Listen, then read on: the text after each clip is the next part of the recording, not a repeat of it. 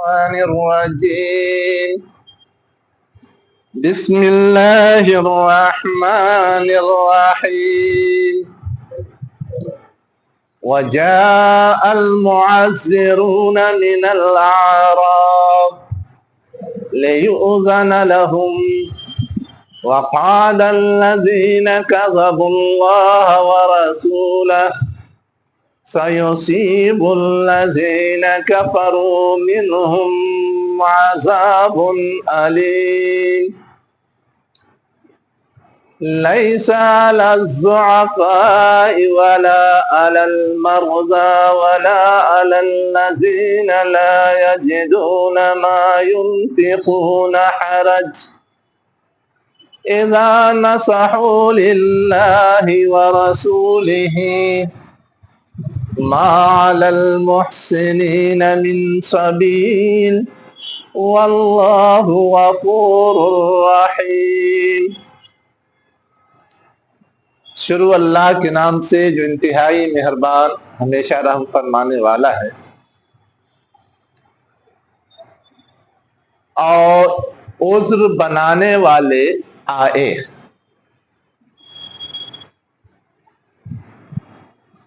بعض لوگوں نے ترجمہ کیا ہے عذر پیش کرنے والے آئے. من الاعراب دیہاتیوں میں سے. لیوزن لہم تاکہ انہیں اجازت دے دی جائے. اور وہ لوگ بیٹھ گئے جنہوں نے اللہ اور اس کے رسول کو جھٹلایا تھا. ان قریب لاحق ہوگا ان لوگوں کو جنہوں نے کفر کیا ان میں سے دردناک عذاب. سلسلہ بحث تو غزوہ تبوک کے حوالے سے چل رہا ہے. اب جو لوگ شریک نہیں ہو سکے تھے وہ اپنے عذر معذرت کے لیے حاضر ہو کر کے معذرت پیش کر رہے تھے. معذرت پیش کرنے والے تو جو لوگ مدینے میں رہتے تھے وہ بھی تھے، اور مدینے کے آس پاس کے جو قبائل تھے جو مدینہ کی آبادی سے فاصلے پر تھے. مدینہ تو بڑی آبادی تھی، شہر تھا، اور اس کے فاصلے پر آس پاس جو چھوٹے چھوٹے گاؤں تھے وہاں رہنے والے جو لوگ تھے ان میں سے بھی بہت سارے لوگوں نے ایمان قبول کر کے مسلمان ہونے کا مظاہرہ کیا تھا. اب ان میں سے کچھ تو ایسے تھے جنہوں نے واقعتاً صدق دل سے ایمان قبول کیا تھا، اور کچھ ایسے تھے جنہوں نے مستقبل کے مفادات کو سامنے رکھتے ہوئے ایمان قبول کیا تھا. تو اب جب آزمائش کی گھڑی آتی تھی تو ایسے لوگوں کے لیے ایک مسئلہ کھڑا ہو جاتا تھا. تو اب وہ مختلف طرح سے اس آزمائش سے دور رہنے کی کوشش کرتے تھے. چاہے پہلے موقع مل جائے تو پہلے آ کر کے اجازت لے لیتے تھے، چاہے بعد میں پہلے اگر آ کر کے اجازت لینے کا موقع نہیں ملا تو بعد میں آ کر کے اپنا عذر پیش کر دیتے تھے. اب جو وہ عذر پیش کرتے تھے اس سے ایسا لگتا تھا کہ گویا یہ واقعتاً معذور ہے، حالانکہ وہ واقعتاً معذور نہیں ہوتے تھے. اسی لیے بعض لوگ ترجمہ کرتے ہیں عذر بناتے تھے، عذر بنانے والے آتے تھے، عذر گڑھتے تھے، تاکہ اپنے آپ کو مواخذے سے، گرفت سے بچا سکے.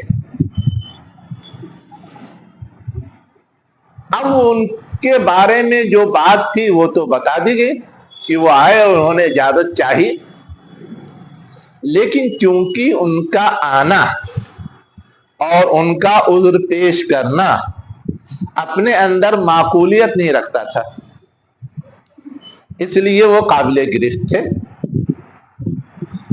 اور وہ لوگ جنہوں نے یہ بھی گوارا نہیں کیا، یہ بھی پسند نہیں کیا کہ جا کر کے عذر اور معذرت کر لیں، اپنی اپنی جگہ چپی ساتھ کے بیٹھ گئے.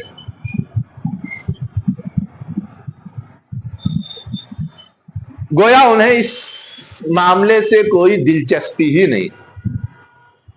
یہ تو ویسا ہی ہو گیا جیسے کفار و مشرکین کا. اسی کو کہا گیا کہ وہ لوگ جنہوں نے کہ اللہ اس کے رسول کو جھٹلایا وہ بیٹھ گئے. ان کا طرز عمل اس بات کی گواہی دے رہا تھا کہ جیسا جھٹلانے والے کرتے ہیں ویسا وہ کر رہے ہیں.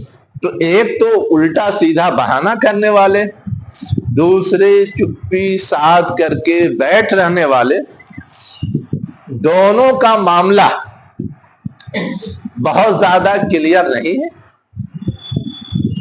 کہ چپی ساتھ کے بیٹھنے والے کیوں نہیں نکلے، جنہوں نے عذر اور معذرت کی ان کا عذر کتنا معقول ہے، یہ معاملہ کلیئر نہیں.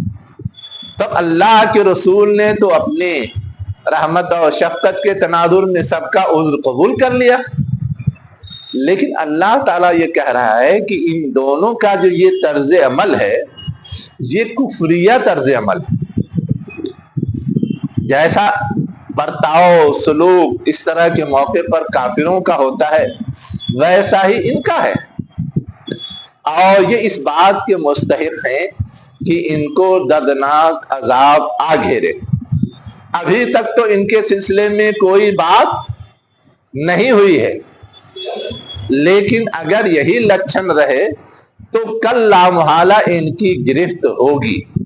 اسی کو کہا سا یصیبو، سا کا مطلب ابھی ہوئی نہیں ہے، ہوگی آئندہ، لیکن جلد ہی ہوگی، ان قریب ہوگی. اب یہاں پر جو چیز اس سے زیادہ اہم سمجھنے کی ہے وہ یہ ہے کہ عذاب کا جب بھی لفظ ہمارے سامنے آتا ہے یہ ہوتا ہے کہ گویا ان کو اس طرح سے گھیرے میں لیا جائے گا کہ ان کا وجود ہی مٹ جائے. دردناک عذاب کہا جا رہا ہے. چاہے ان پہ پتھر برسائے جائیں، چاہے اولے برسیں، چاہے بستی الٹ دی جائے، چاہے طوفان آئے، چاہے بہت ٹھنڈی ہوا چلے، مختلف شکلیں تھی پچھلی قوموں پہ جو عذاب آئے. تو ہمارا ذہن ہمیشہ اسی کی طرف جاتا ہے. تو کیا اس طرح کا کوئی عذاب ان کے اوپر آیا؟ اگر آیا تو پھر اس کا ثبوت اور پروف دینا پڑے گا. اور اگر ہاں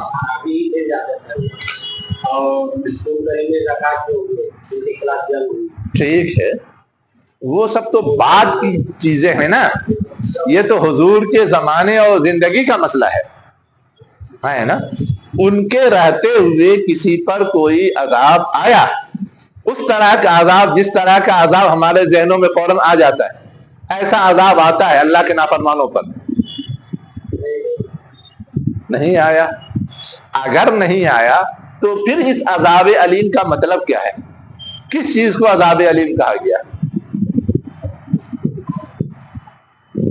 ایک سوال ہے نا پریکٹیکل، کس چیز کو عذاب علیم کہا گیا؟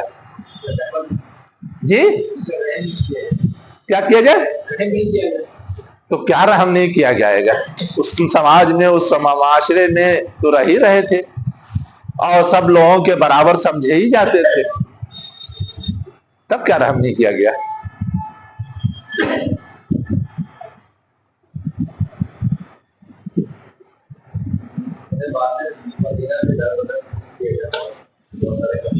منافقین کو تو نہیں کیا گیا، اعرابیوں کو بھی در بدر نہیں کیا گیا.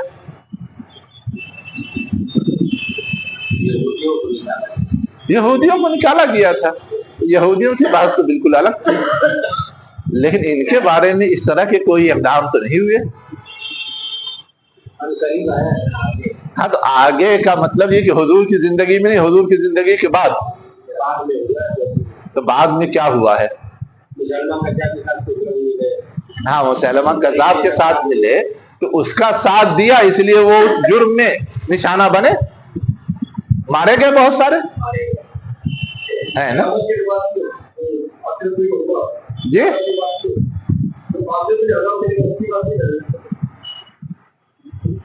اصل میں جو آخرت میں ملے گا وہ بات بھی ہو سکتی ہے نا، اس لیے کہ ابھی نہیں ہے لیکن قیامت اب بہت دور تو ہے نہیں، اس لیے کہ اللہ کے رسول تو آخری نبی تھے، ان کے بعد تو اب قیامت ہی آنی ہے چاہے جب آئے.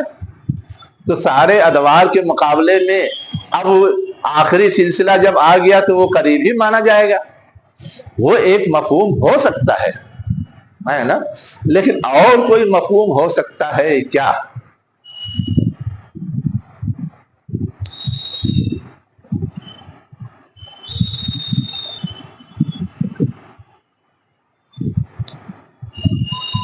دیکھیے ہم لوگوں کو وہ بھاری بھاری عذاب تو یاد رہتا ہے، اور اس سے زیادہ سخت ہلکا ہلکا عذاب نہیں یاد رہتا ہے. اسی یہود کے سلسلے میں تو قرآن نے کہا ضربت علیہم الذلۃ والمسکنہ وباؤوا بغضب، کہا ہے کہیں قرآن نے. اب یہ ذلت مسکنت میں تو ان کا وجود مٹایا نہیں جاتا، غضب ان پہ ہوا وجود تو مٹایا نہیں جاتا. اب اس کی علامتیں تو دوسری ہوتی، ان کا سماجی اسٹیٹس ختم ہے نا، اب وہ برابر کے نہیں سمجھے جاتے، ان کے لیے بہت سارے دروازے بند. اب وہ نہ جنگ میں جا سکتے ہیں، نہ لیڈر بن سکتے ہیں، نہ قائد بن سکتے ہیں، نہ ان سے کسی معاملے میں مشورہ لیا جائے گا. یہ سب بھی تو ہے، یہ بھی ان کے مقام کو گرانے کی شکل ہے، اور یہ بھی ایک طرح سے سماجی اعتبار سے عذاب کی شکل ہے کہ کسی کو رسوا کر دیا جائے، کسی کو ذلیل کر دیا جائے، کسی کا بائیکاٹ کر دیا جائے. تو یہ تو ہوا کہ اس جنگ کے بعد منافقوں کو آئندہ جنگوں میں ساتھ جانے سے روک دیا گیا تھا، یہ بات تو ہے. منافقوں سے اب جو بہت سارے مشورے کی مجلسیں ہوتی تھیں اس سے علیحدہ کر دیا گیا تھا. تو دھیرے دھیرے ان پہ شکنجہ کسا جا رہا تھا. تو یہاں جو بات کہی گئی ہے، ہمارے بعض علماء کا خیال یہ ہے کہ اس طرح کے جو اقدامات کیے گئے وہ ہے دردناک عذاب دنیاوی نقطہ نظر سے. باقی آخرت میں جو عذاب ملنا ہے وہ تو ملے گا ہی.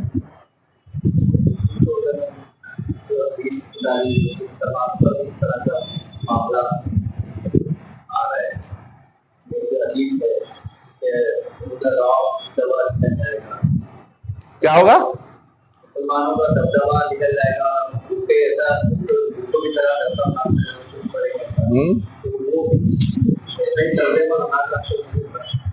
اگر ہمارا طرز عمل ایسے ہی منافقوں جیسا اور اجڑ دیہاتیوں جیسا ہو جائے گا تو ہوگا ہی، وہ تو لازمی نتیجہ ہے.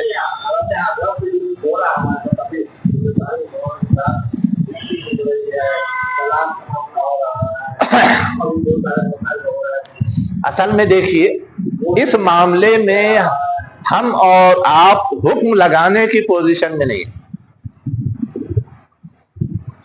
ایک احساس خیال تصور تو ہو سکتا ہے لیکن حکم لگانے کی پوزیشن میں نہیں.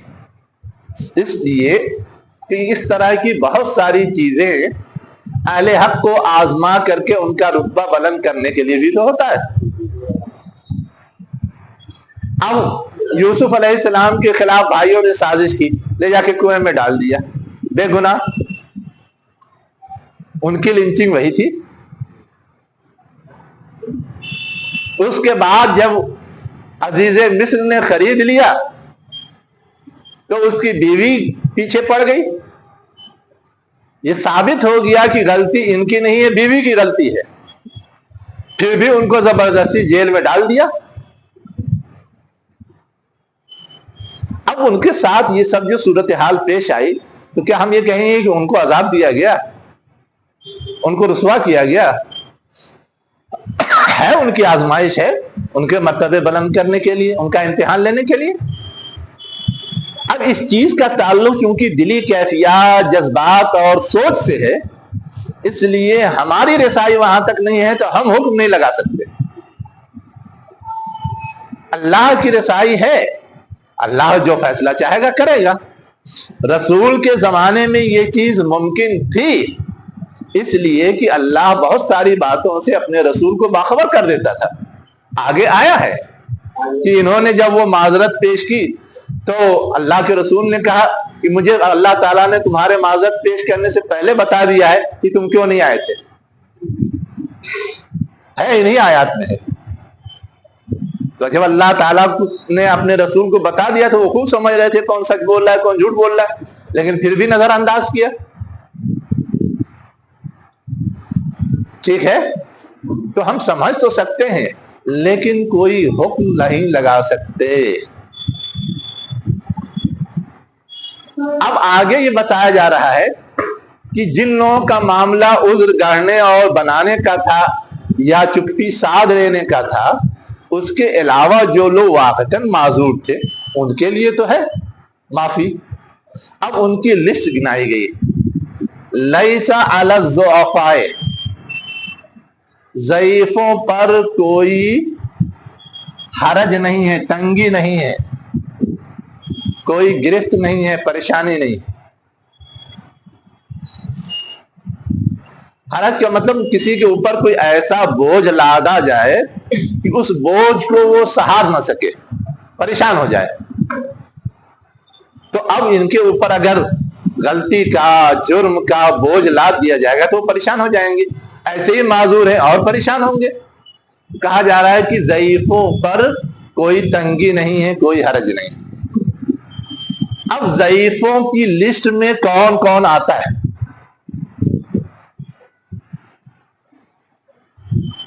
پریکٹیکل سوال ہے نا۔ بچے، بوڑھے، عورتیں اور معذورین نہیں آئیں گے، لنگڑے، لولے، اندھے، اپاہج، تب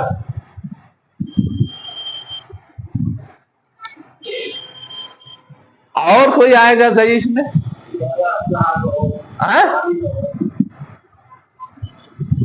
جن کے پاس اسلحہ نہ ہو، تو اسلحہ نہ ہونا ان کے ضعیف ہونے کی دلیل ہے کیا؟ یہ ذوق میں نہیں آتا۔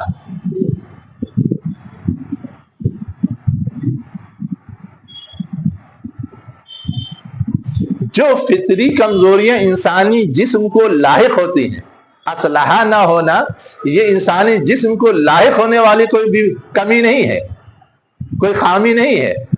جو انسانی جسم کو لاحق ہونے والی ہے، بچہ، بوڑھا، عورت، ان کو کمزوریاں لاحق ہیں، ہوتی ہیں۔ اندھے، بہرے، لولے، لنگڑے، اپاہج، ان کو کمزوریاں لاحق ہوتی ہیں، وہ آئیں گے اس کھاتے میں۔ اب اس کے آگے دوسرا کھاتا کھولا گیا ہے، وہ علی المرضى، مریضوں کا۔ اب مریضوں کا کھاتا تو اتنا وسیع ہے کہ نزلہ زکام والے بھی آ جائیں گے اس کھاتے میں۔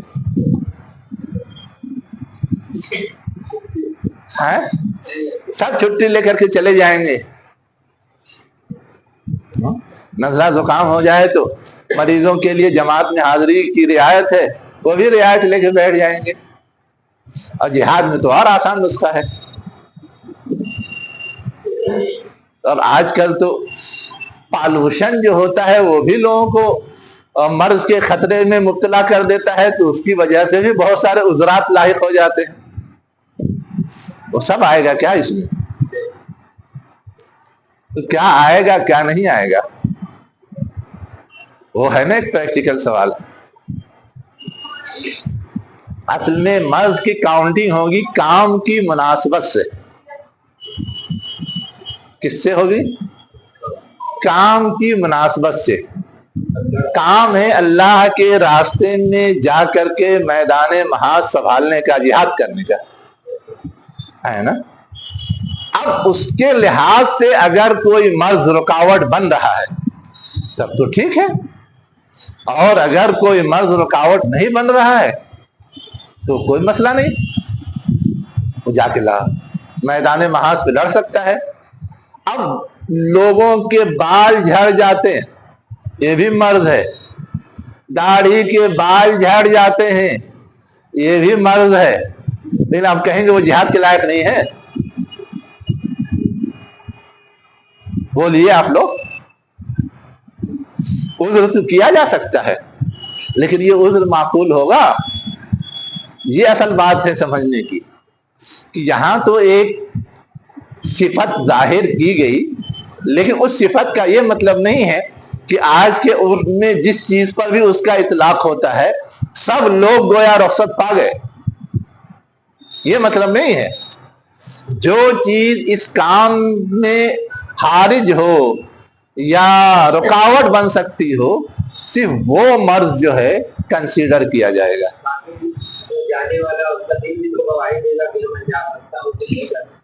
جانے والوں کا مسئلہ تو یہ ہوتا ہے کہ اگر دل میں آگ لگی ہے، عذر ہے، پھر بھی جاتے جاتا ہے نا، اس کے لیے رعایت موجود ہے، پھر بھی جاتا ہے۔ اندھے تھے عبداللہ ابن مکتوم لیکن گئے، اللہ کے رسول نے بعض مواقع پہ اجازت نہیں دی، لیکن ان کی موت تو شہادت سے ہوئی ہے، ان کی موت جو ہے شہادت سے ہوئی ہے جنگ قاسیہ میں، حضرت عمر رضی اللہ عنہ کے زمانے میں۔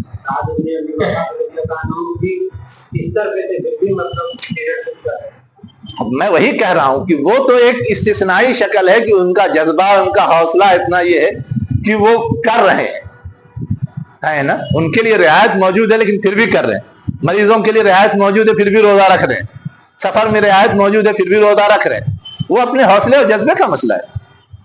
لیکن ہے یہ کہ مرض میں کون سی چیز کب کنسیڈر ہوگی نہیں ہوگی وہ ایک دوسرا مسئلہ ہے، جس کی وضاحت کے لیے میں نے وہ سوال کیا تھا۔ اس کے بعد کیا ہے؟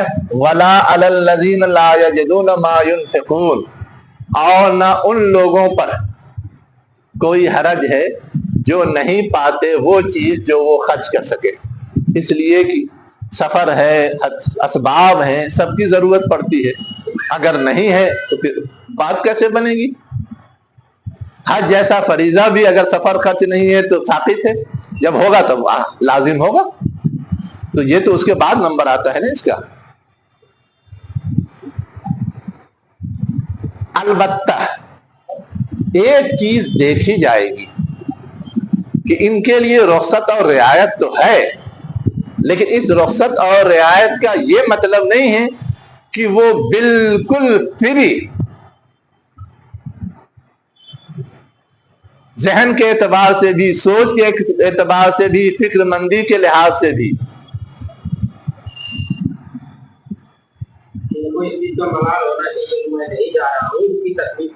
یہاں آگے ایک جملہ ہے، اذا نصحوا للہ ورسولہ، جبکہ وہ اللہ اور اس کے رسول کے خیر خواہ ہوں، اس کے لیے اچھے نتیجے کی تمنا کرنے والے ہیں، اس کی آرزو رکھنے والے ہیں، یہ شرط ہونی چاہیے۔ یہ نہیں کہ چلو بلا سے چھٹی ملی، بلا سے چھٹی ملی کا مطلب یہ کہ ہمارے اندر خیر خواہانہ جذبہ نہیں، جو منافقین کا تھا، جو دیہاتیوں کا تھا۔ تو یہ ہے بیسک روح اور اسپرٹ۔ یس یس یس۔ اب آگے کیا کہا جا رہا ہے؟ ما علی المحسنین من سبیل۔ اتنا سب کہنے کے بعد یہ ایک جملہ مزید کہا گیا ہے، نہیں ہے خوب کاروں پر کوئی راستہ۔ احسان کے معنی ہوتا ہے کسی کے ساتھ اچھا سلوک کرنا، یہ ایک معنی ہے۔ دوسرا معنی جو اس کا آتا ہے کوئی کام بہت اچھے ڈھنگ سے کرنا، ٹھیک ہے؟ تو اب دونوں معنی کی گنجائش ہو سکتی ہے۔ جب دو معنی آتا ہے تو کوئی بھی معنی لیں، جس کے پاس ہے وہ لگا رہا ہے تو ظاہر ہے کہ جب وہ خرچ کر رہا ہے تو مقابلے مواخذہ تو ہے نہیں، اور جس کے پاس نہیں ہے لیکن اس کے باوجود وہ اچھے خیالات، اچھے جذبات اور اپنے عمل ہی سے بھی اچھے کیریکٹر کا مظاہرہ کر رہا ہے، یہ بھی بہت ہے، ہر چیز کی قدر کی جائے گی، ان کا کوئی مواخذہ نہیں ہوگا۔ یہاں سبیل کا لفظی معنی تو ہوتا ہے راستہ، لیکن اصلاً ہے گرفت کا راستہ۔ محسنین پر گرفت کا کوئی راستہ نہیں ہے۔ واللہ غفور الرحیم، اللہ بخشنے والا، رحم فرمانے والا ہے، اس لیے کوئی گرفت نہیں ہوگی، کوئی پکڑ نہیں ہوگی۔ اب اس کے بعد جو آگے کہا جا رہا ہے وَلَا عَلَى الَّذِينَ إِذَا مَا أَتَوْكَ، اور ان لوگوں پر بھی کوئی گرفت اور پکڑ نہیں ہوگی یا کوئی تنگی نہیں ہے جب کہ وہ تمہارے پاس آتے ہیں لِتَحْمِلَهُمْ، تاکہ تم انہیں لاد دو۔ یہ لفظی معنی ہے، حمل معنی کیا ہوتا ہے؟ بوجھ لادنا۔ یہاں مراد کیا ہے؟ جانور پہ سوار کرنا، تاکہ تم انہیں سوار کر دو، سواری فراہم کر دو، تاکہ اس سواری سے وہ جہاد کے سفر پہ جا سکے، جہاد کا کام انجام دے سکے۔ قُلْتَ لَا أَجِدُ مَا أَحْمِلُكُمْ عَلَيْهِ، وہ جو آئیں تمہارے پاس تو آپ سے تو درخواست کریں کہ میرے پاس وسائل نہیں ہیں، آپ وسائل فراہم کر دیجئے۔ آپ ان کو جواب دیں، قُلْتَ تم کہو یا آپ جواب دیں، لا اجد ما احملکم علیہ، میں نہیں پاتا وہ چیز جس پر تمہیں لاد دوں، یعنی وہ جانور، اونٹ، گھوڑا جو بھی ہو جس پر میں تم کو سوار کر دوں یا تمہیں سواری فراہم کر دوں، ایسی کوئی چیز میں نہیں پاتا۔ تو تولو، تو وہ لوٹ جائیں۔ یہ اذا جو شرط آیا اس کا جواب یہاں ہے، جب وہ تمہارے پاس آئیں کہ تم انہیں سواری فراہم کر دو تو تم کہو کہ میرے پاس نہیں ہے کہ میں سواری فراہم کر دوں، تو وہ لوٹ جائیں۔ لوٹ جائیں کا مطلب کیا ہے؟ اب نہیں جا سکتے، وسائل نہیں ہیں، تو اپنے اپنے گھروں میں واپس جا کر کے بیٹھنا ہے۔ لیکن ان کی کیفیت کیا ہو؟ اس حال میں کہ ان کے آنکھ تفیض و بہہ رہے ہوں من الدم، آنسو سے، حزناً غم کی وجہ سے۔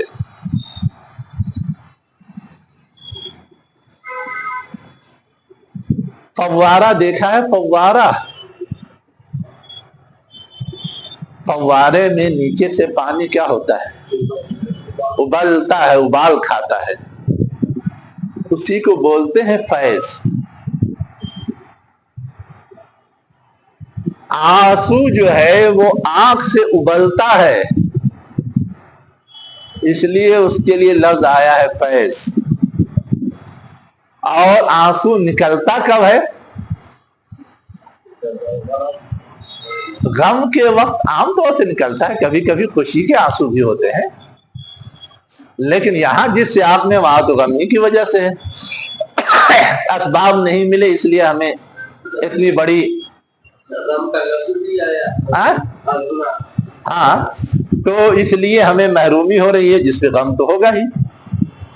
اللہ یجدوا ما ينفقون، غم ہو کہ انہوں نے نہیں پایا وہ جو وہ خرچ کر سکیں اور خرچ کر کے میدان میں جا کے جہاد کر سکیں، نہیں ملا انہیں۔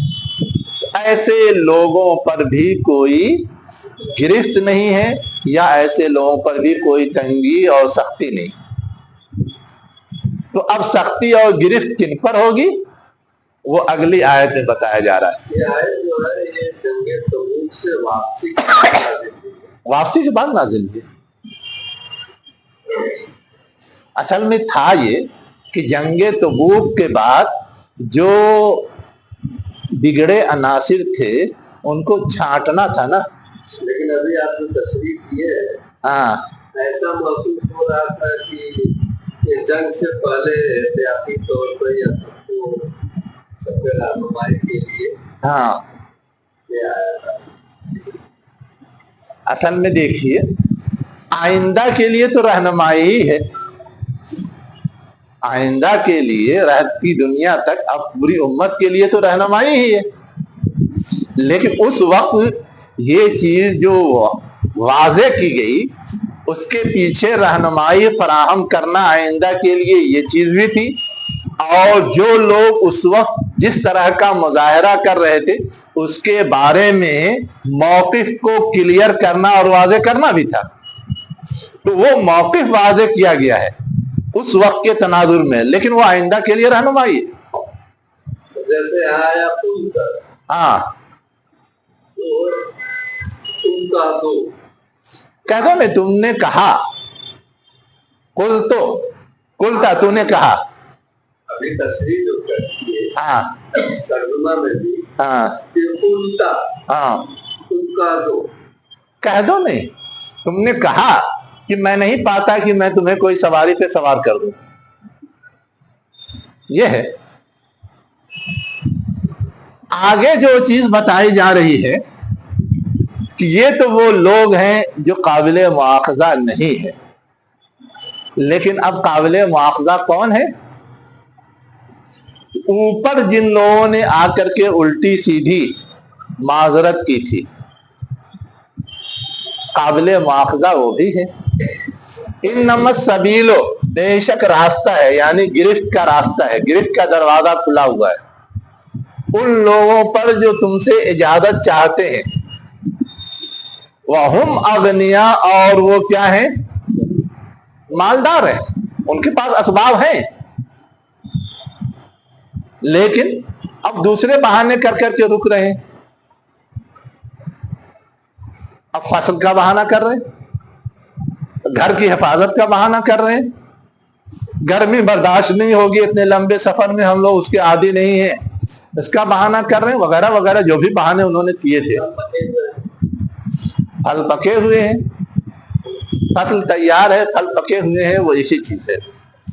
وَهُمْ اغنیا رضوا بأن يكونوا مع الخوالف, وہ پسند کرتے ہیں کہ ہو جائیں خوالف کے ساتھ, پیچھے رہ جانے والیوں کے ساتھ. خالفتن کی جمع ہے خوالف. پیچھے رہ جانے والی کا مطلب یہ ہے کہ ایسی عورتیں جو کسی سبب سے پیچھے رہ گئی, اپنی عام فطری کمزوری کی وجہ سے بھی, دوسرے اسباب بھی ہو سکتے ہیں. وَطَبَعَ اللَّهُ عَلَىٰ قُلُوبِهِمْ, اور اللہ نے مہر لگا دی ان کے دلوں پر. فَهُمْ لَا يَعْلَمُونَ, پس وہ نہیں جانتے کہ اس طرح بہانے بازی سے بچ کر کے وہ کتنے گھاٹے کا سودا کر رہے ہیں, کتنا بڑا نقصان اٹھا رہے ہیں, کتنا بڑا جرم کر رہے ہیں. اس کا احساس انہیں نہیں ہے, لیکن ان کا جرم اتنا سنگین ہے کہ ان کا مواخذہ ہونا یہ درست ہے, ضروری ہے, یہ سمجھایا گیا. خواتین شامل نہیں تھی. اصل میں یہ تو آر دلانے کے لیے ہے, تنزن ہے, کہ جیسے عورتیں اپنی مجبوریوں کی وجہ سے نہیں جاتی, یہ ویسی طرح کی کیفیت کا مظاہرہ کر رہے ہیں, جھوٹ موٹ کی مجبوری پیش کر کے انہیں کے ساتھ رہنا چاہتے ہیں. جیسے ہم لوگ تنزن کہتے ہیں, نہیں جا سکتے تو چوڑی پہن کے بیٹھ جاؤ, بولتے ہیں نا, وہی ہے مال خوالف. چوڑی پہن کے بیٹھ جاؤ. چلیے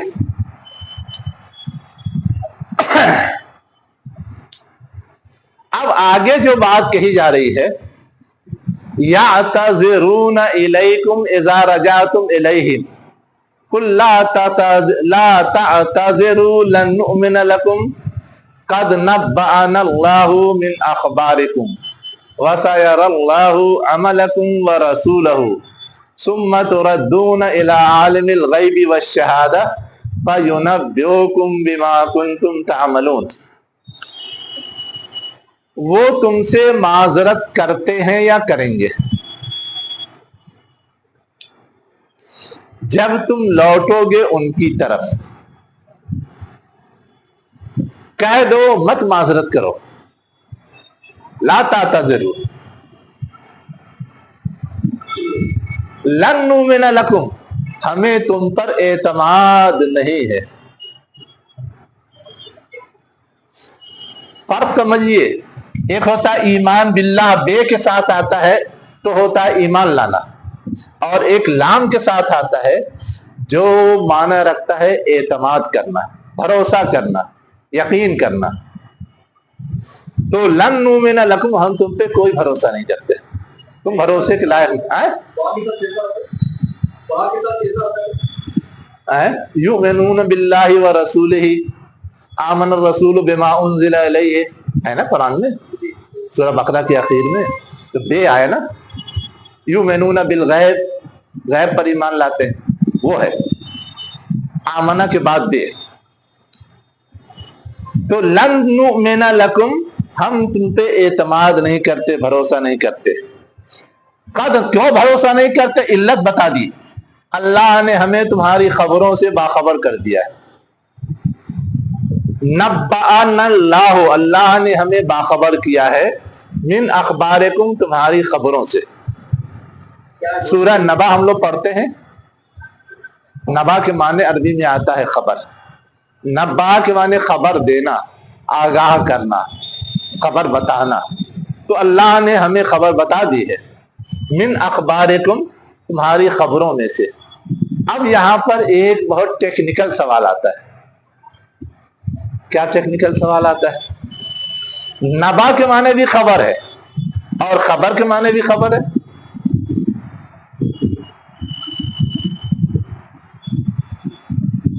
اسی کی جمع اخبار ہے.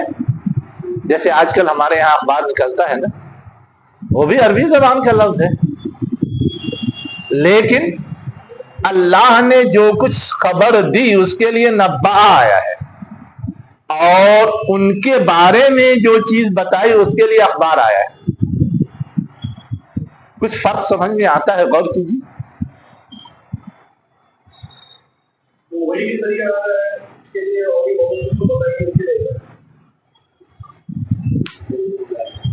اور سوچیے، کسی سے نبا سے بھی نبی بنا ہے اور نون بے واو مادے سے بھی نبی بنا ہے، دونوں باتیں کہی جاتی ہیں. نبا ایسی خبر جس میں کچھ تردد نہ ہو، یقینی خبر یا اہم خبر، یہ ہے اصل اس کا معنی. یقینی خبر یا اہم خبر. اور صرف خبر کے معنی ہے کوئی بھی خبر، وہ یقینی بھی ہو سکتی، غیر یقینی بھی ہو سکتی ہے، صحیح بھی ہو سکتی ہے، غلط بھی ہو سکتی ہے. جیسے قصہ لفظ ہے نا، قصہ، اس کی جمع قصص بھی آتی ہے، قصص بھی آتی ہے. قصص کا مطلب کوئی بھی قصہ، جھوٹا سچا کوئی بھی، اور قصص کے معنی صرف سچے قصے. تو یہ ہے فرق. اسی لیے دونوں کے لیے الگ الگ صرف لفظ لے آئے اور دونوں خبروں کی نوعیت کلیئر ہو گئی. ہم تو صرف اردو میں ترجمہ کر رہے ہیں خبر خبر، لیکن ہے کیا؟ اصلاً مفہوم ہے اللہ نے صحیح خبر یا سچی خبر یا یقینی خبر سے مجھے آگاہ کر دیا ہے. من اخبارکم، تمہاری خبروں میں سے، یعنی تم نے جو جھوٹ سچ خبر گڑھی تھی یا بات کہی تھی اس سے، اس کے مقابلے میں تم جو بتا رہے ہو اس میں کچھ نہ کچھ الٹ پھیر ہے، گڑبڑ ہے، اور اللہ نے جو بتایا وہ 100% صحیح. اس لیے انہوں نے تو بہانے بازی کی تھی. بہانے بازی میں تو الٹی سیدھی بات ہوتی ہے، اس لیے ان کی کہی ہوئی بات کو کہا گیا اخبار. وَسَيَرَى اللَّهُ عَمَلَكُمْ وَرَسُولَهُ، یہاں تک تو بات ہو گئی. اب آگے کہا جا رہا ہے کہ تمہارے بارے میں جو صحیح صورتحال ہے اس سے میں آگاہ ہوں. اب دیکھنا یہ ہے کہ آئندہ کیا کرتے ہو. یہ مت سمجھو کہ ہم جاہل ہیں، ہمیں کسی طرح کی خبر نہیں ہے، انفارمیشن نہیں ہے، ہم تمہارے بارے میں کوئی صحیح معلومات نہیں رکھتے ہیں. ایسا نہیں، سب معلوم ہے. اور تمہیں یہ معلوم ہونا چاہیے کہ اللہ نے جو خبر دی ہے اس کی بنیاد پر میں جو کچھ کہہ رہا ہوں اس میں کوئی غلطی نہیں ہے. اب تمہارا امتحان ہے، اب تمہارے بارے میں یہ چیک کیا جائے گا کہ تم آئندہ کس طرح کے عمل کا یا کردار کا مظاہرہ کرتے ہو، کس طرح کے عمل کا یا کردار کا مظاہرہ کرتے ہو. واسا یارا، سا مانے انقریب، جیسے سا یوسیبوں میں آیا تھا جلد ہی. یر اللہ، اللہ دیکھے گا. عملکم، تمہارا عمل.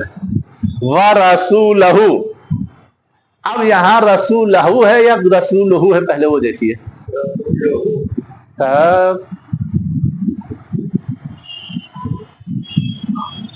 یہ رسولہ کا عطف اللہ پر ہے.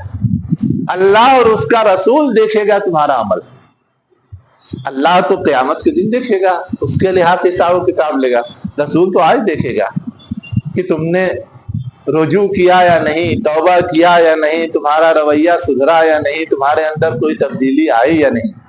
اس کے بعد تمہارے بارے میں فیصلہ ہوگا. ثم تردون الی عالم الغیب والشہادہ، پھر تم لوٹائے جاؤ گے عالم الغیب والشہادہ کی طرف، یعنی اللہ تعالیٰ کی طرف. لیکن اللہ تعالیٰ کی طرف لوٹانے کے ساتھ غیب اور شہادت دو لفظ استعمال ہوا ہے. غیب اور شہادت کس لحاظ سے؟ بہت ساری چیزیں میں نہیں دیکھ سکتا، اس کے وہ میں چیک نہیں کر سکتا، لیکن اللہ تعالیٰ ہر چیز دیکھ لے گا، چیک کر لے گا. اس لیے کہا گیا عالم الغیب والشہادہ. جو چیز نظروں کے سامنے ہو رہی ہے وہ بھی، اور جو نظروں سے ہٹ کر کے، چھپ کر کے، چوری چھپے ہو رہی ہے وہ بھی، سب کا وہ جاننے والا ہے. اس لیے فائنل حساب کے لیے تو اسی کے پاس جانا ہے، اسی کے پاس بھیجے جاؤ گے، لوٹائے جاؤ گے. فَيُنَبِّئُكُم بِمَا كُنتُمْ تَعْمَلُونَ، بس وہ تم کو باخبر کرے گا اس چیز سے جو تم کرتے تھے. گویا یہ سجھا دیا گیا کہ ابھی توبہ کا دروازہ کھلا ہے، رجوع کا دروازہ کھلا ہے، لیکن یہ مطلب نہیں ہے کہ توبہ کر لیا تو سب کچھ معاف. فائنل فیصلہ اللہ کے ہاں ہوگا. آج تو ٹھیک ہے، ہم جتنا محسوس کریں گے اس کے لحاظ سے تمہارے بارے میں رویہ ہوگا، لیکن یہ نہیں سمجھنا کہ اب یہاں ہم نے توبہ کر لیا اور اللہ کے رسول نے نظر انداز کر دیا تو اللہ کے ہاں بھی کوئی گرفت نہیں ہوگی. اللہ تعالیٰ اپنی معلومات کے لحاظ سے تمہارا جائزہ لے گا اور تمہارے بارے میں فیصلہ کرے گا. کیا سمجھ میں آیا کہ دنیا میں جو حکمراں ہوتے ہیں، جو لیڈران ہوتے ہیں، جو ذمہ داران ہوتے ہیں، وہ اپنی معلومات کے لحاظ سے مکلف ہوتے ہیں اور فیصلہ کرتے ہیں. وہی فیصلہ آخری اور فائنل نہیں ہے کہ ہم یہ طے کرنے لگے کہ ہاں دنیا میں ہمارا کام چکا دیا گیا ہے تو اب قیامت میں ہمارے ساتھ کوئی گرفت، کوئی مواخذہ اور کوئی حساب کتاب نہیں ہوگا. وہاں بھی ہوگا. اگر یہ احساس ہو تو ہم زیادہ سنبھل کے اور سدھر کے رہیں گے، ورنہ تو یہ سوچیں گے یہاں حساب بے باک ہو گیا ہے تو پھر شرارت شروع کر دیں گے.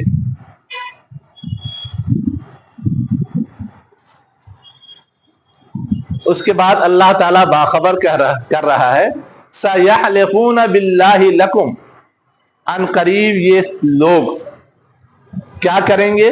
اللہ کی قسمیں کھائیں گے تمہارے سامنے. اِذَا انْقَلَبْتُمْ إِلَيْهِمْ، جب تم ان کی طرف پلٹ کر جاؤ گے. لِتُعْرِضُوا عَنْهُمْ، لِتُعْرِضُوا عَنْهُمْ، تاکہ تم ان سے اعراض کرو. اعراض کرنے کا مطلب کیا ہے؟ ان سے درگزر کرو، ان کے غلطی پر ان سے کوئی گرفت نہیں کرو. قسم کھانے کا مطلب اپنے آپ کو بے گناہ ثابت کر رہے ہیں. بے گناہ ثابت کرنے کا مطلب ہے کہ اب ہماری پکڑ نہیں ہونی چاہیے. لِتُعْرِضُوا عَنْهُمْ، اعراض کے معنی ہم لوگ یہ سمجھتے کیا؟ کنارے کشی اختیار کرنا. یہ ایک معنی ضرور ہے نا، لیکن دوسرا معنی کیا ہے؟ نظر انداز کرنا، جیسے یوسف علیہ السلام کے قصے میں آیا نا، جرم ثابت ہو گیا، گواہ نے گواہی دے دی، عزیز مصر نے سمجھ لیا کہ غلطی بیوی کی ہے، تو بھی یوسف علیہ السلام کو کیا کہا؟ یوسف عارض عن ھذا، یوسف ان سے درگزر کرو. اور بیوی سے کیا کہا؟ واستغفری لربک، اپنے رب سے مغفرت چاہو، غلطی تمہاری ہے. ان کیدکن عظیم، تم لوگ بہت گہری چال چلنے والیاں ہو. تو اعراض کا معنی صرف کنارہ کشی نہیں آتا، نظر انداز کرنا یہ بھی معنی آتا ہے. تو وہ ہے لتعرضوا، وہ قسم کھائیں گے کس لیے؟ تاکہ نظر انداز کیا جائے.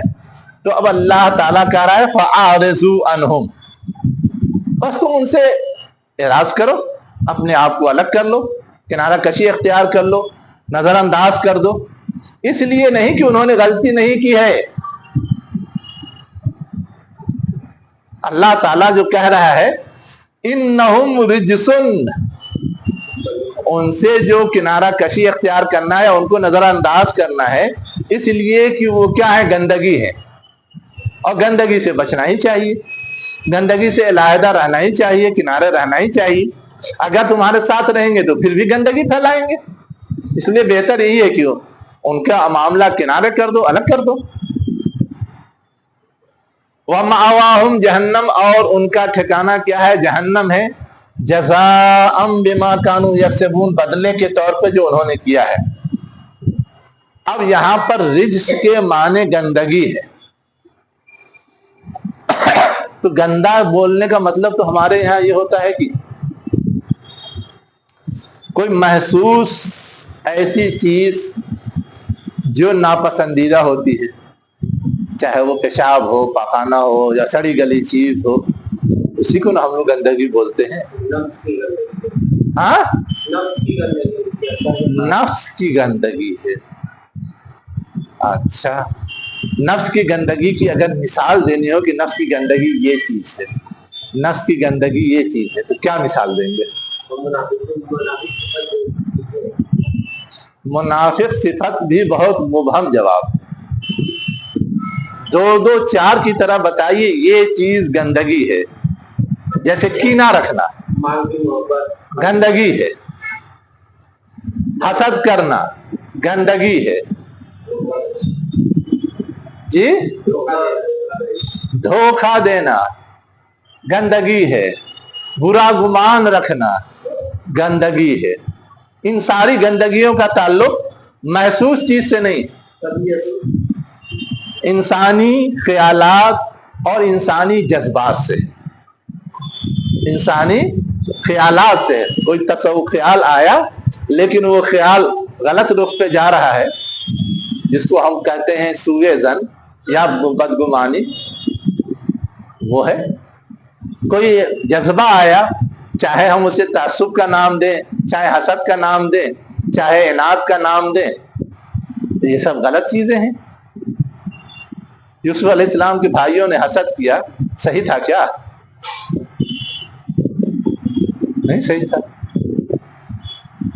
تو یہ ہے اصل چیز جو سمجھنے کی ہے کہ یہاں رجس سے مطلوب کا اصل مطلوب جو ہے یا مفہوم جو ہے، انسان کی جو سوچ ہے، انسان کا جو جذبہ ہے، اس کی جو نیتیں ہیں، اس کے جو ارادے ہیں، اس کے اندر جو خامیاں پائی جاتی ہیں، کمزوریاں پائی جاتی ہیں اور خرابیاں پائی جاتی ہیں، اس کو کہا گیا ہے رجس.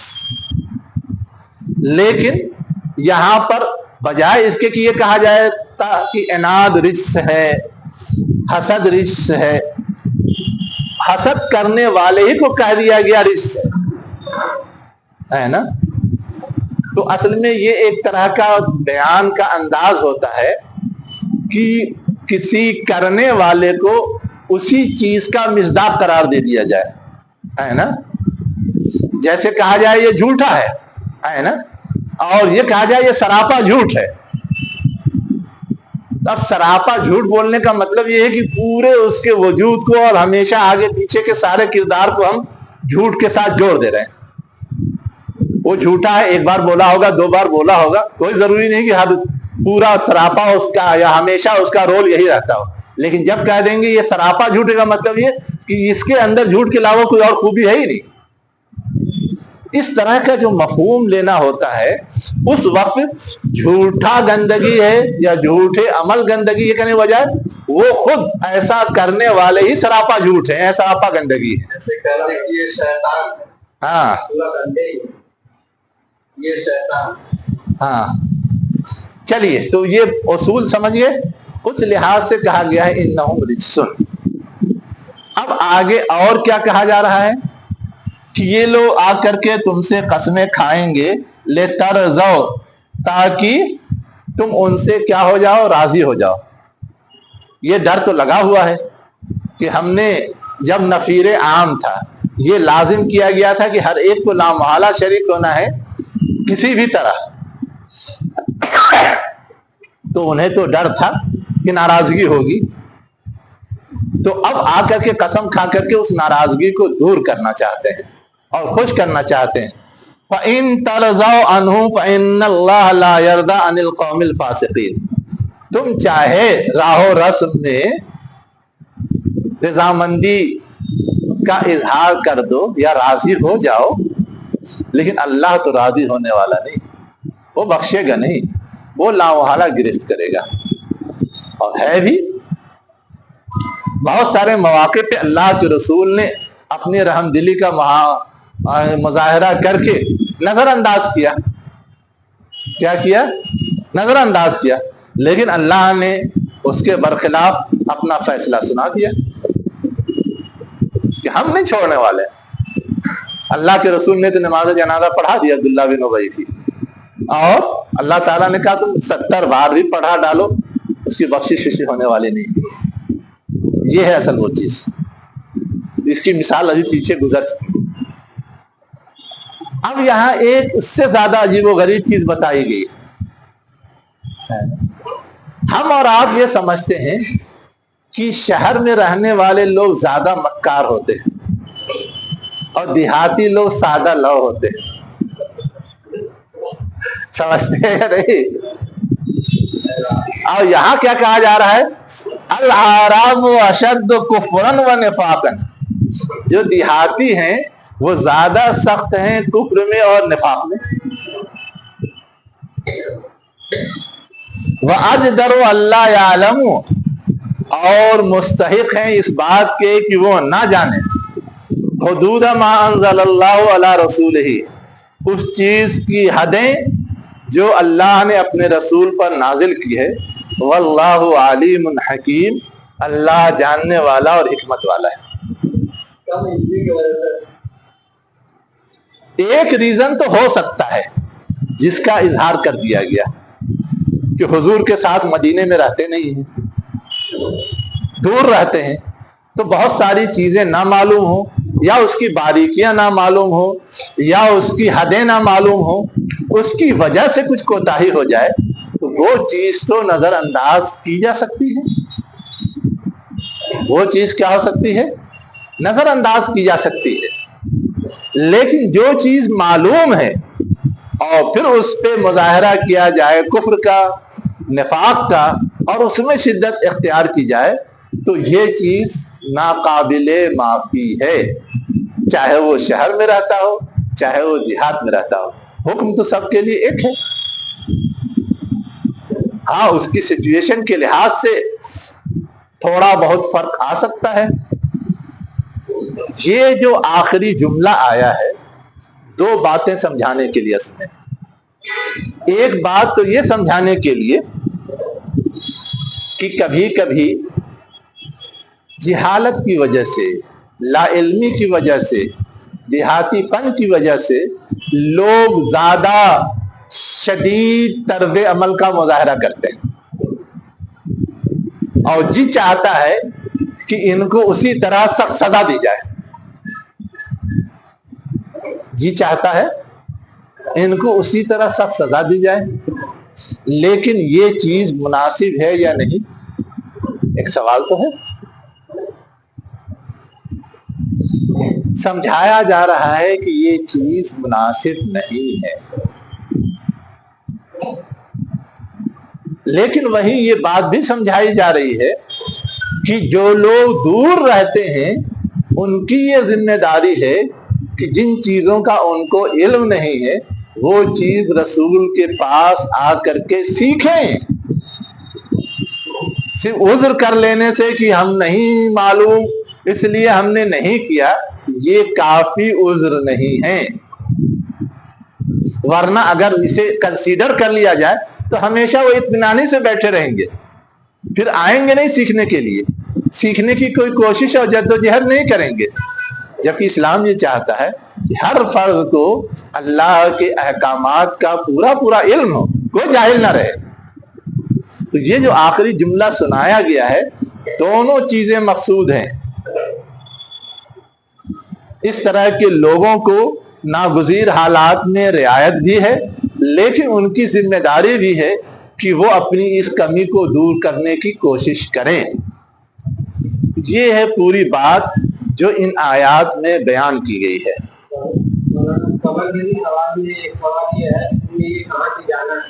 ہاں ہے، جاننے والا رہے وہ بولے گا میں نے اللہ کی کتاب پڑھی، ہاں اس کا جواب دے دے. ہاں جو نہیں دے پائے گا وہ یہی بولے گا ہم ظاہر ہے جس نے علم نہیں حاصل کیا ہوگا وہ تو سنی سنائی بات ہی کہے گا نا. جس نے علم حاصل کیا ہو وہ کہے گا کہ ہم نے فلاں جگہ سے علم حاصل کیا ہے. ہاں ہاں ہاں آپ کو کیا نصیحت ملتی ہے؟ نصیحت جو سب سے پہلی ملتی ہے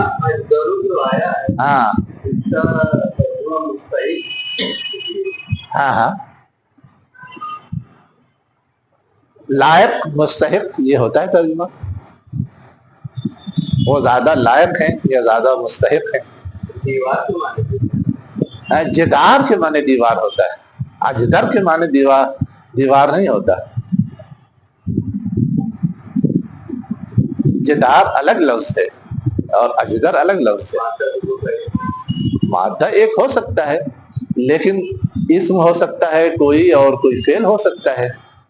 مادہ تو جیم میم لام جمل ہے، اونٹ کا معنی دیتا ہے، اور جیم میم لام ہی سے جمال اور جمیل اور سب بنتا ہے، خوبصورتی کا معنی دیتا ہے. جبکہ ایک چیز یہ بھی آتی ہے نا کیا ہاں ٹھیک ہے، لیکن اس کی بناوٹ میں بہت کجی ہو، جیسا کہ اونٹ کی بناوٹ میں کجی ہے، وہ تو نہ کہا جائے گا. اونٹ کی بناوٹ سے سب سے زیادہ کج مانی جاتی ہے نا. جو اس کے پیر ہیں، جو اس کی کمر ہے، پیٹھ ہے، دم ہے اور گردن ہے، منہ ہے، ٹیڑھا جانور مانا جاتا ہے. تو ان کی خوبصورتی کا اگر لحاظ کر کے اسی لفظ کو اس کے ساتھ جوڑ دیا گیا ہے تب تو آپ کی بات صحیح ہوتی، لیکن ایسا تو نہیں ہے. بس ہے ایک ہی مادے سے نکلا ہوا اسم اپنا کوئی اور معنی دے گا، فعل اپنا کوئی اور معنی دے گا. وہ کوئی یہ نہیں ہے کہ ایک ہی معنی دے. ان کا سوال باقی ہے بھی، یہ تو بیچ میں سوال آ گیا تھا. جی دیکھیے، پہلی بات تو یہ ہے کہ سمجھایا یہ گیا ہے کہ اللہ تعالی ہر ایک کے احوال سے واقف ہے، ہر ایک کے بارے میں فیصلہ اس کے احوال کی روشنی میں ہوگا. اگر کوئی واقعتاً معذور ہے تو اللہ تعالیٰ اس عذر کو قبول کرے گا، اور اگر کوئی واقعتاً معذور نہیں ہے تو اللہ تعالیٰ اسے معذور کنسیڈر نہیں کرے گا، اسے سزا دے گا. چاہے لاکھ کوئی اپنی عذر گڑ گڑ کے کتنا ہی بڑا ہائی فائی بنا کے پیش کر دے. ایک بات تو یہ سمجھائی گئی، اور یہ صرف جہاد کے معاملے میں نہیں ہے، زندگی کے جتنے معاملات ہیں سب میں ہے. اب ہمارے یہاں لوگ روزہ سے فرار اختیار کرنے کے لیے طرح طرح کے عذرات تلاش لیتے ہیں. میں شوگر کا مریض ہوں، کیسے روزہ رکھوں؟ مجھے انجیکشن لینا ہے، کیسے روزہ رکھوں؟ اور بہت ساری باتیں. دوسری چیز جو سمجھائی گئی ہے وہ یہ سمجھائی گئی ہے کہ اللہ تعالیٰ اصلاً صرف ظاہری حرکات اور اعمال کو نہیں دیکھتا، اللہ تعالیٰ اصلاً دلی کیفیات کو دیکھتا ہے۔ اگر وہ ٹھیک ٹھاک ہے تو ظاہری اعمال میں کسی وجہ سے کمی بیشی ہو وہ نظر انداز ہو سکتا ہے۔ جیسے یہاں کہا گیا آپ کے پاس اسباب نہیں گئے، لیکن آپ کو رسول کا اللہ کا خیر خواہ ہونا ہے، نیت اور جذبات اور خواہشات اللہ کے لیے اچھے اور نیک رکھنے ہیں، تو یہ دوسری چیز ہے جو سمجھائی گئی۔ اور یہ بھی زندگی کے سارے معاملات میں، یہاں تو خیر جہاد کے تناظر میں سمجھایا گیا ہے، لیکن یہ بھی سارے عبادتوں اور سارے احکامات کے سلسلے میں ہے۔ تیسری بات جو سمجھائی گئی ہے کہ جو لوگ راہ فرار اختیار کرتے ہیں اصل میں ان کی بیماری کیا ہوتی ہے؟ کیا ہوتی ہے؟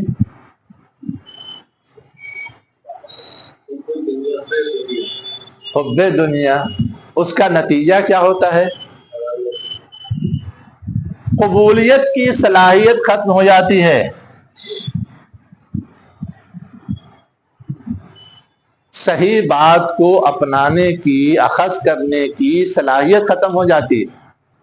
حب دنیا تو ہر ایک کی ضرورت ہے، دنیا سے محبت کرے گا ہی، لیکن جب وہ اوور ہوتی ہے تو اس اوور ہونے کے نتیجے میں جو دوسرے تقاضے ہیں اسے وہ بھولتا ہے، اور جب بھولتا ہے تو ایک حد تک تو نفس لوامہ اس کو بیدار کرنے کی کوشش کرتا رہتا ہے، لیکن جب حد سے تجاوز کر جاتا ہے، جسے حدیث میں کہا گیا پہلا داغ پڑا، دوسرا داغ پڑا، تیسرا داغ پڑا، جب پورا داغ پڑتے پڑتے دل کالا ہو جاتا ہے تو پھر اس کے لیے حس ہی مر جاتی ہے، احساس ہی ختم ہو جاتا ہے، تو اسی کو کہا گیا طبع اللہ علی قلوبہم۔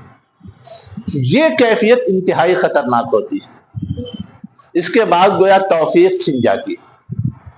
تو ہمیشہ اس کیفیت تک پہنچنے سے بچنے کی کوشش کرنی چاہیے، ورنہ ظاہر ہے کہ پھر ہلاکت اور سزا سے بچ نہیں سکتا۔ چوتھی بات جو بتائی گئی ہے وہ یہ ہے کہ دنیا کے راہ و رسم میں کبھی حالات ایسے ہو سکتے ہیں کہ ہمارے ساتھ رہنے سہنے والے لوگوں میں دینی تقاضوں کے لحاظ سے اتار چڑھاؤ نظر آئے۔ کیا ہو؟ اتار چڑھاؤ نظر آئے۔ اب ایسے لوگوں کے ساتھ سلوک کیا ہو؟